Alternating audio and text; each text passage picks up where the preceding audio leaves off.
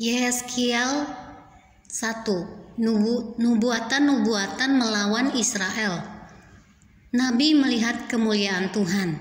Pada tahun ke-30 dalam bulan yang keempat pada tanggal 5 bulan itu, ketika aku bersama-sama dengan para buangan berada di tepi sungai Kebar, terbukalah langit dan aku melihat penglihatan tentang Allah.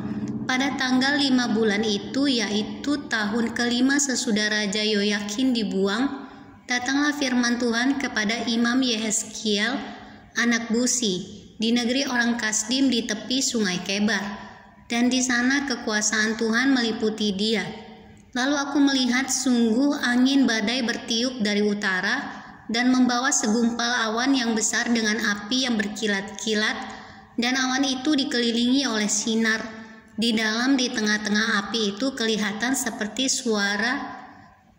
suasa mengkilat. Dan di tengah-tengah itu juga ada yang menyerupai 4 makhluk hidup, dan beginilah kelihatannya mereka. Mereka menyerupai manusia, tetapi masing-masing mempunyai 4 muka, dan pada masing-masing ada pula 4 sayap.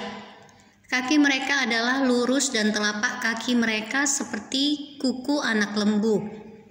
Kaki-kaki ini mengkilap seperti tembaga yang baru digosok. Pada keempat sisi mereka di bawah sayap-sayapnya tampak tangan manusia. Mengenai muka dan sayap mereka berempat adalah begini. Mereka saling menyentuh dengan sayapnya, mereka tidak berbalik kalau berjalan. Masing-masing berjalan lurus ke depan. Muka mereka kelihatan begini, keempatnya mempunyai muka manusia di depan, muka singa di sebelah kanan, muka lembu di sebelah kiri, dan muka Raja Wali di belakang.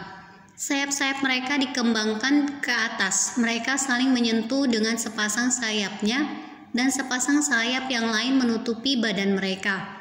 Masing-masing berjalan lurus ke depan ke arah mana roh itu hendak pergi.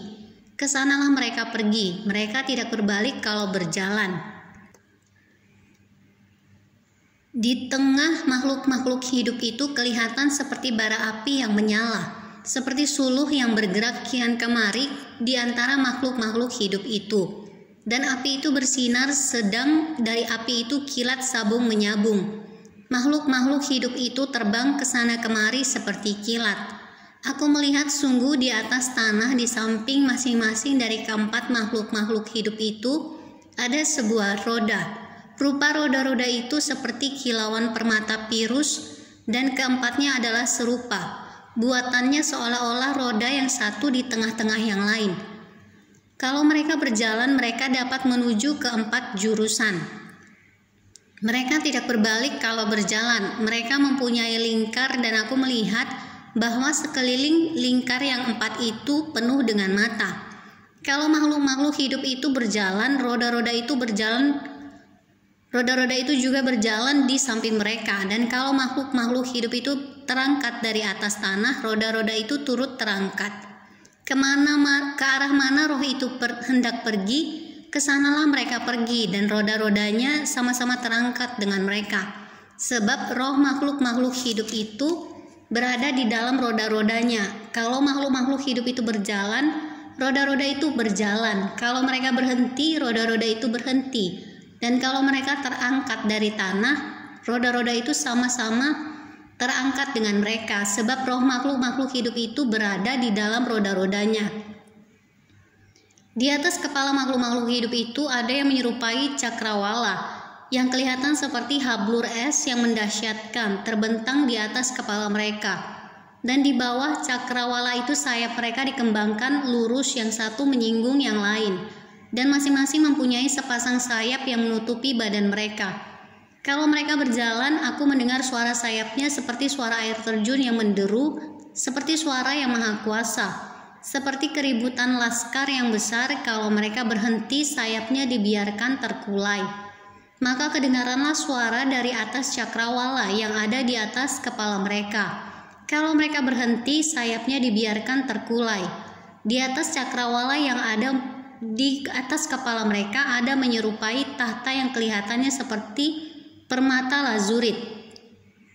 Dan di atas yang menyerupai tahta itu ada yang kelihatan seperti rupa manusia. Dari yang menyerupai pinggangnya sampai ke atas aku lihat seperti suasa mengkilat dan seperti api yang ditudungi sekelilingnya.